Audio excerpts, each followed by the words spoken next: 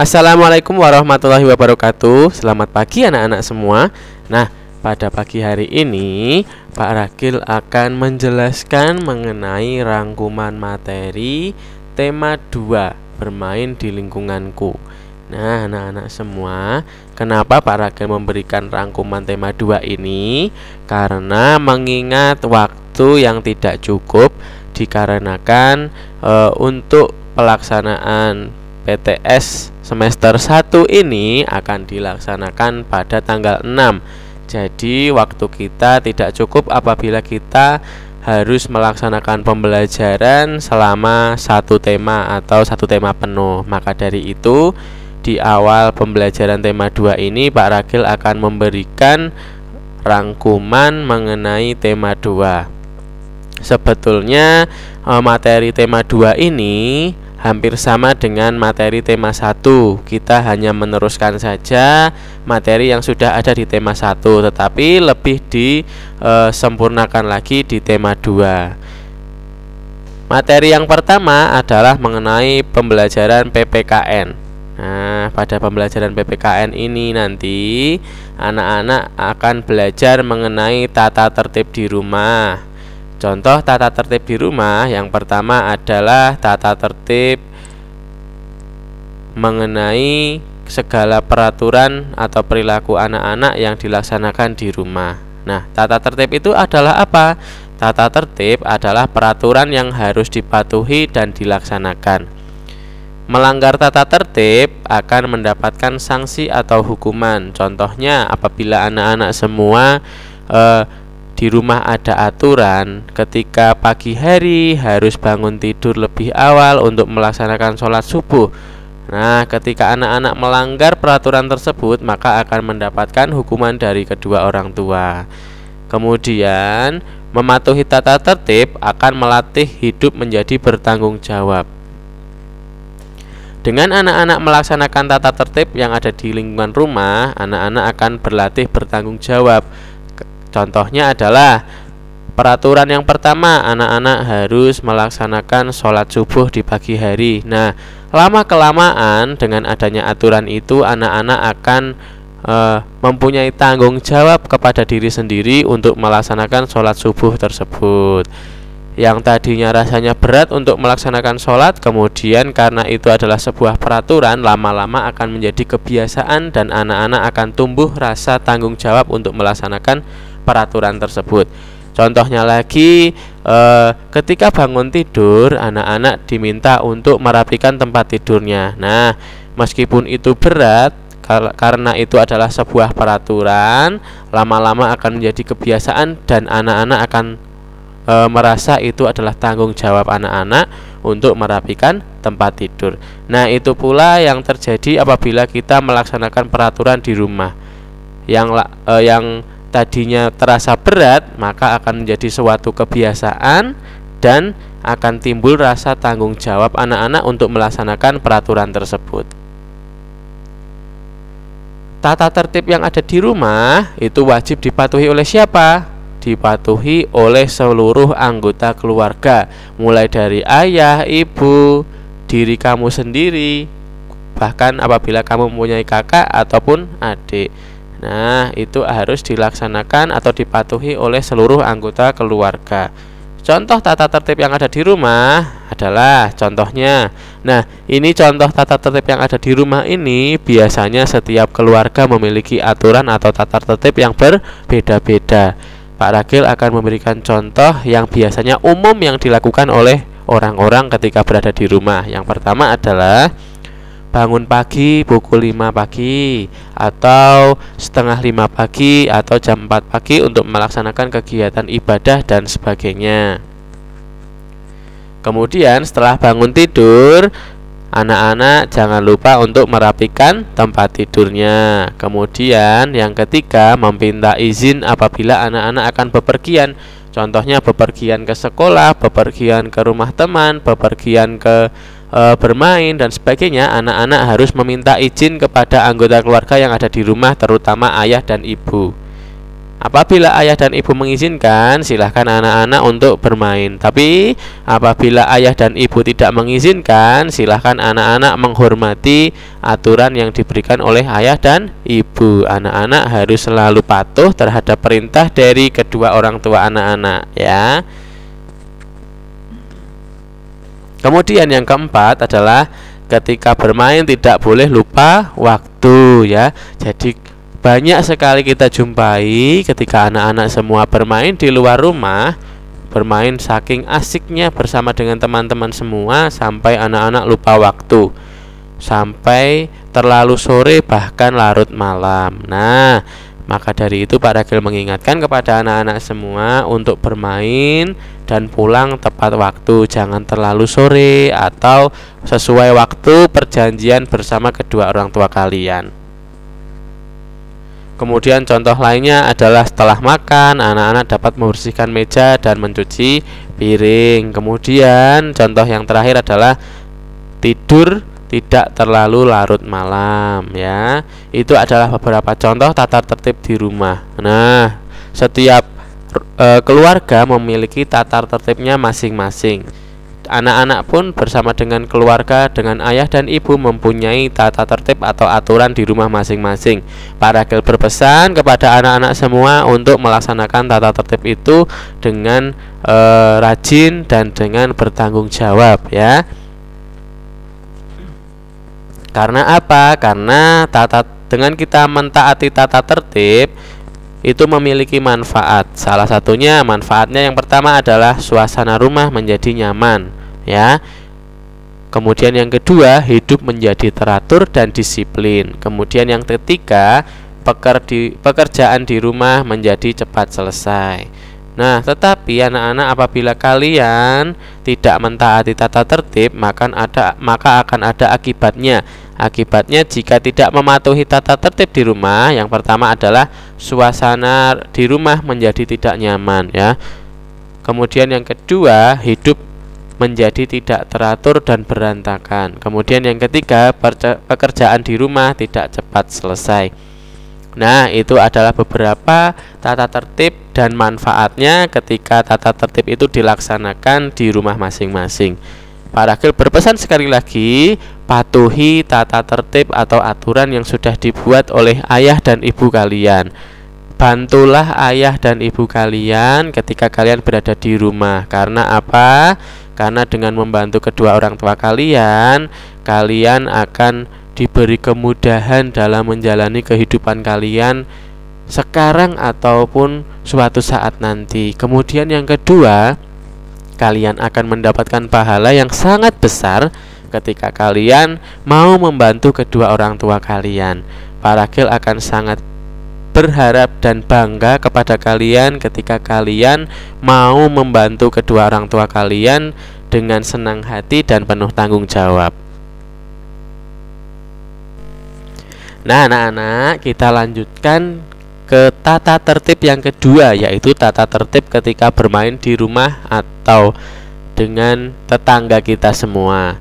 Nah, ketika bermain di rumah, teman atau tetangga hendaknya kita mematuhi aturan yang ada.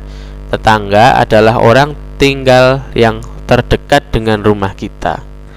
Contoh tata tertib bermain di rumah teman, yang pertama adalah bersikap sopan, ya. Ketika kita berada di rumah teman kita harus bersikap sopan. Yang kedua, mengetuk pintu dan mengucap salam ketika datang.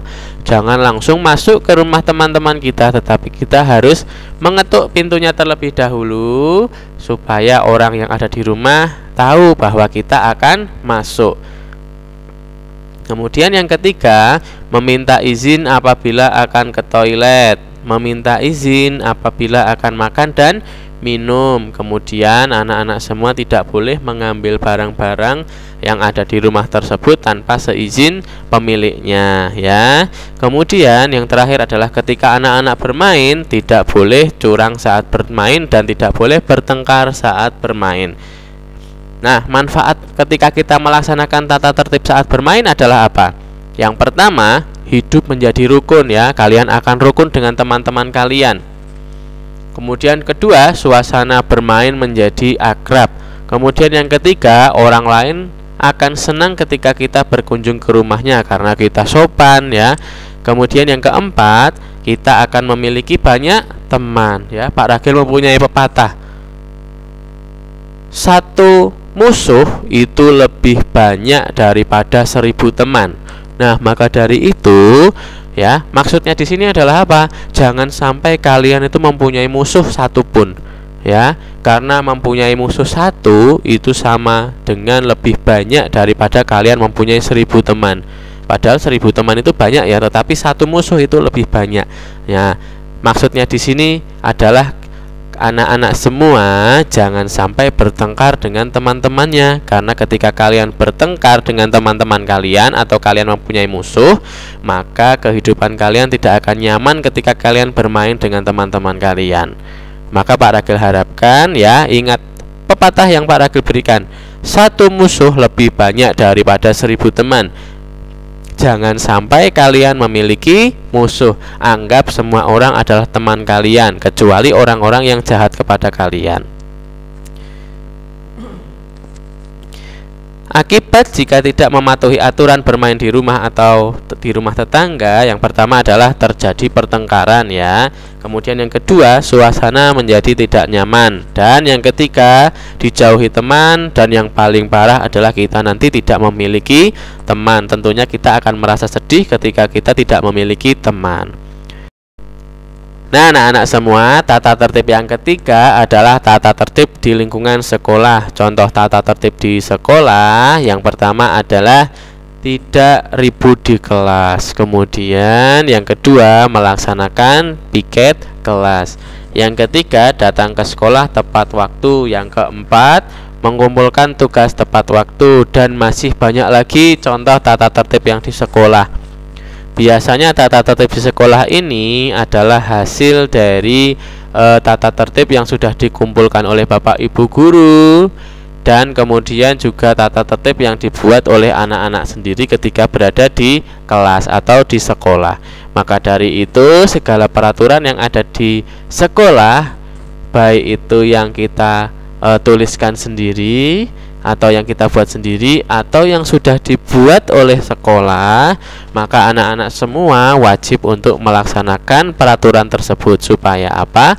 Supaya manfaatnya yang pertama adalah ketika anak-anak berada di sekolah, hidup menjadi teratur dan disiplin. Kemudian yang kedua, hidup menjadi nyaman. Anak-anak semua akan belajar di sekolah dengan nyaman.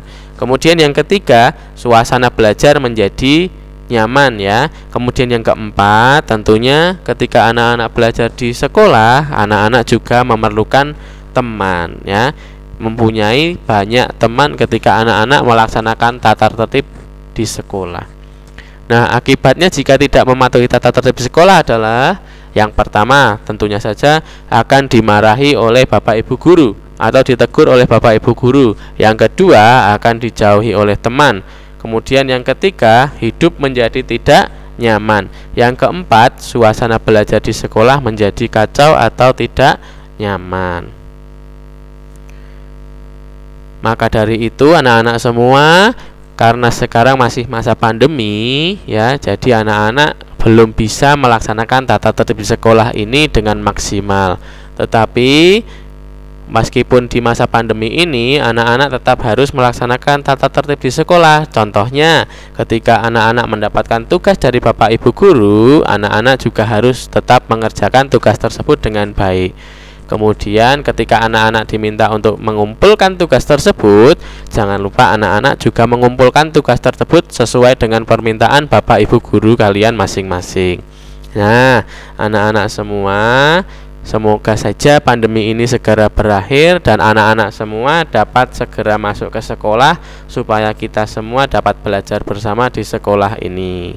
Tata tertib yang keempat adalah tata tertib di tempat wisata. Kenapa kita harus menjalankan tata tertib di tempat wisata? Ya, tentu saja agar ketika kita berwisata di suatu tempat itu dapat melaksanakan kegiatan wisata dengan senang dan dengan aman ya. Karena ada beberapa tempat wisata yang dapat membuat kita menjadi celaka. Contohnya ketika kita bermain di tempat wisata pantai, kita bisa tenggelam. Ketika kita berwisata di air terjun, maka kita juga itu dapat berbahaya untuk kita semua. Maka dari itu, ketika anak-anak berada di tempat wisata harus mentaati tata tertib yang ada di tempat wisata tersebut. Contoh tata tertib di tempat wisata adalah, contohnya banyak sekali ya. Ketika kita berada di pantai, dilarang mandi atau berenang di tempat yang dalam. Kemudian yang kedua, menjaga kebersihan di lingkungan tempat wisata. Kemudian tidak boleh membuang sampah di tempat wisata dengan sembarangan, karena biasanya di tempat wisata itu sudah disediakan tempat sampah agar kita dapat membuang sampah di tempatnya.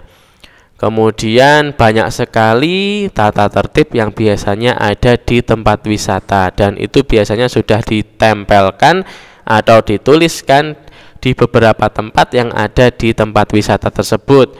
Nah, manfaatnya ketika anak-anak mematuhi aturan di tempat wisata adalah: satu, tidak terjadi kecelakaan ya, karena itu dapat membahayakan kita semua. Kemudian yang kedua, berwisata menjadi menyenangkan. Ketika kita semua melaksanakan tata tertib yang ada di tempat wisata tersebut, maka kegiatan wisata kita akan terasa menyenangkan. Kemudian yang ketiga, tidak ditegur oleh petugas wisata.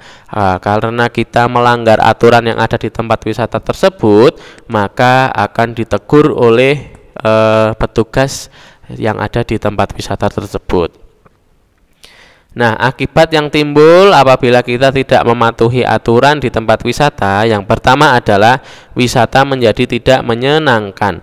Kemudian yang kedua, terjadinya kecelakaan. Tentu saja kita tidak menginginkan hal tersebut terjadi ya anak-anak. Yang ketiga, membahayakan binatang atau hewan ataupun tumbuhan yang ada di sekitar tempat wisata apabila kita berada di kebun binatang. Kemudian yang keempat, merusak lingkungan sekitar. Nah, anak-anak, maka dari itu ketika anak-anak berwisata bersama kedua orang tua kalian atau bersama teman-teman kalian, tetap patuhi aturan yang ada di tempat wisata tersebut agar kegiatan wisata anak-anak semua berjalan aman ya, tidak terjadi kecelakaan, dan kalian dapat memperoleh pengalaman yang menyenangkan ketika kalian berada di tempat wisata tersebut.